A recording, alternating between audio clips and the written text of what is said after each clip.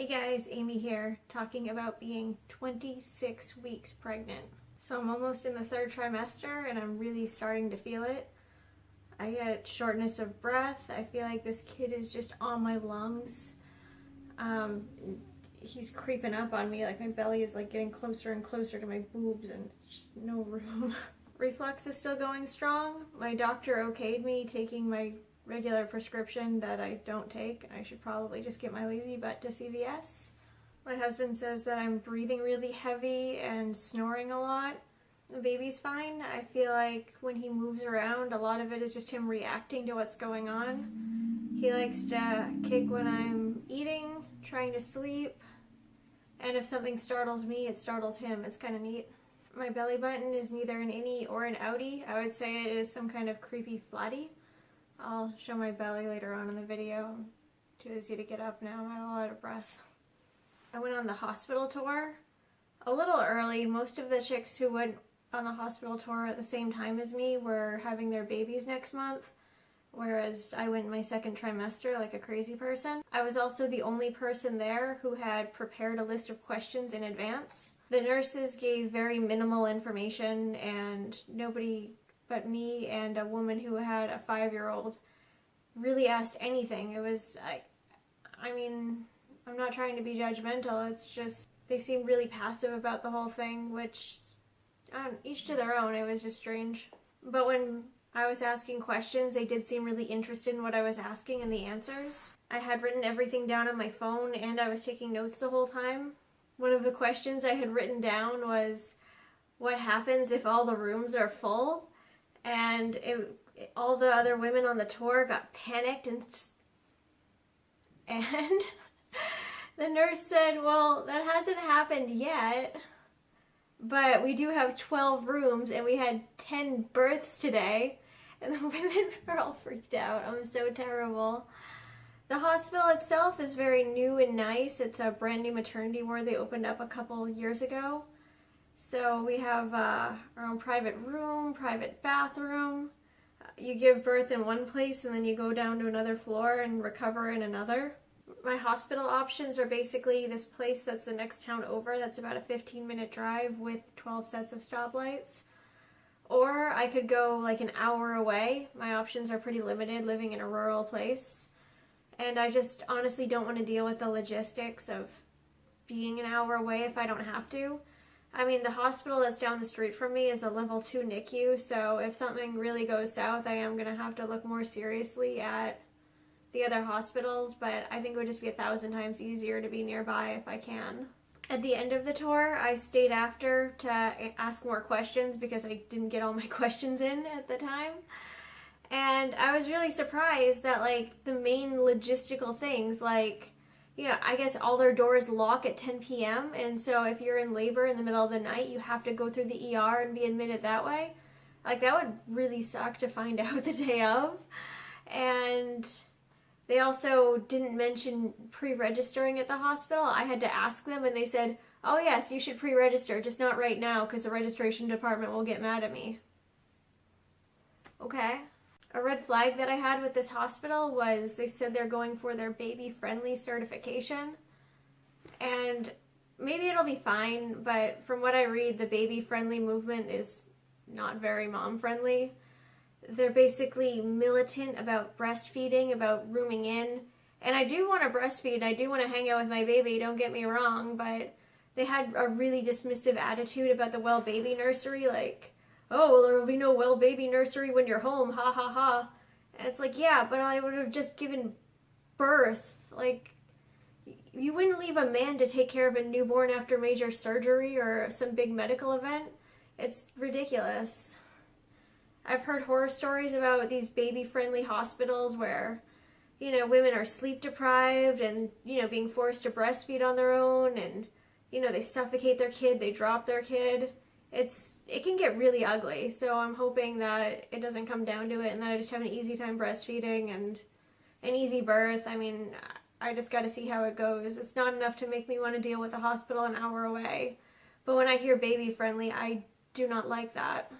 I also asked the nurses if there was any suggestions on what I should bring, and they also had a really dismissive attitude about it. They said, oh, well, you could give birth right now and it would be fine. You'd have everything you need. We have everything you need here. It might not be your regular stuff and it might not be as cute, but our stuff is fine. It's just like, you don't need to be so rude about it. I mean, it's nice you have everything, but what is everything? It was really dumb, but after going on the hospital tour, I think I want to bring my own roll of toilet paper because they have like that horrible sandpaper. My husband and I did the first aid CPR adult and infant AED certification recently. We did a combination of online and in person. So the online was really easy. You just go through some seminars and save people with the click of your mouse. The in-person class wasn't bad at all. It was scheduled for 2 hours, but it really just took an hour. I had a really hard time with the adult dummy with my big belly, so I would definitely recommend doing that sooner rather than later. I was initially thinking of doing it later so that the information would be fresh, but I could barely save the adult dummy, so hopefully nobody has a medical emergency around me. So speaking of my big belly, I guess I will document how huge I'm getting. Like, I honestly cannot believe it. Oh, I have to back up, it's so big. And finally I'm wearing different pants, but this is my not innie, not an outie, but a flatty belly button. It's really gross.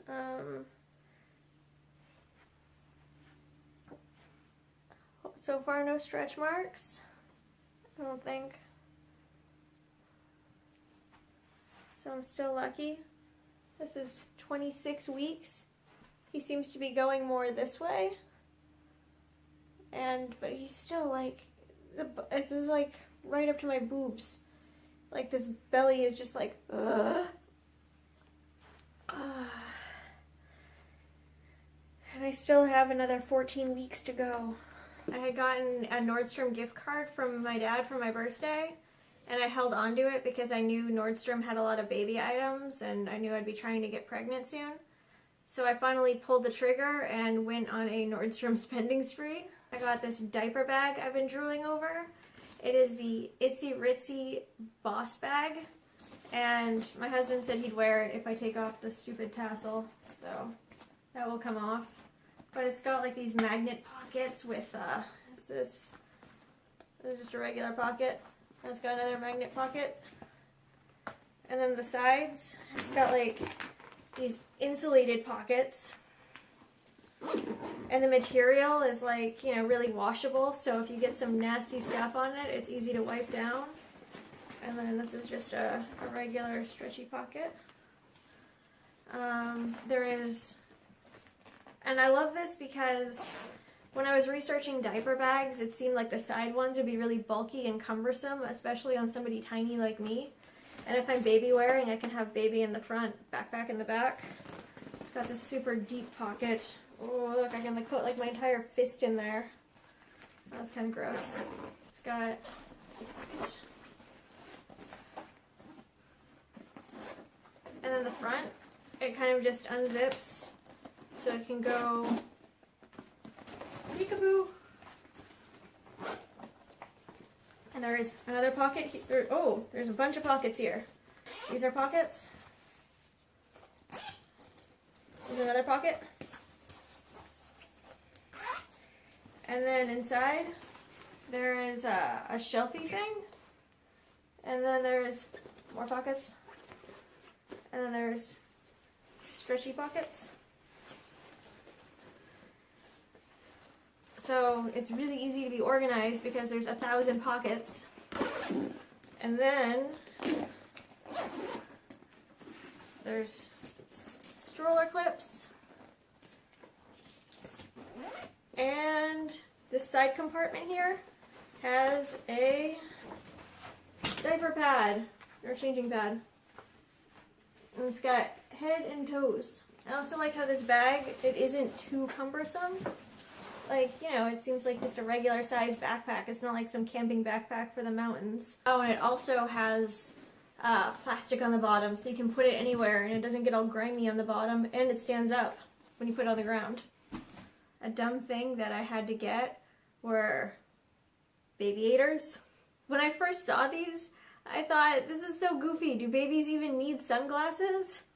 And I guess they do, because their eyes need protecting from the sun too. So I can't wait to have my son in these ridiculous sunglasses. I also got this pack of Frida Baby products. Basically a series of really random baby care items. It includes the snot sucker, which is where you put this part in your baby's nose and then you suck out the boogers. And there's a filter so you're not actually eating the boogers. It also came with this thing called the Windy. I don't really know how this works yet. I guess you put it in the baby's butt to help them fart. And there's this lovely illustration. I've heard some very mixed reviews on this item, and I wasn't particularly keen on it. I probably wouldn't have gotten it on my own, but it came in this pack, and I was keen on the other stuff in it, so I guess if it works, cool. If it doesn't, whatever. I got nail clippers and a nail file, because babies are born with little claws, and it came with a skin soother. So this looks really gentle if he has a cradle cap going. Don't look at my nails. Pretend you never saw that. I need a manicure. I also got the Halo Bassinet, and that thing is the worst to assemble. I need to have my husband help me because it was hurting my hand so badly. After the first aid CPR class, we also went to IKEA, and I got their high chair, their utility cart, and those storage squares. So I spent all last weekend just assembling stuff. That's about it for now. At 28 weeks, I'll see the doctor again. And then I think from there, I get appointments every 2 weeks. And then closer to the finish line, I go every once a week. So that's pretty crazy to think about. But other than that, that is basically all that is going on. I will keep you guys posted. Bye, guys.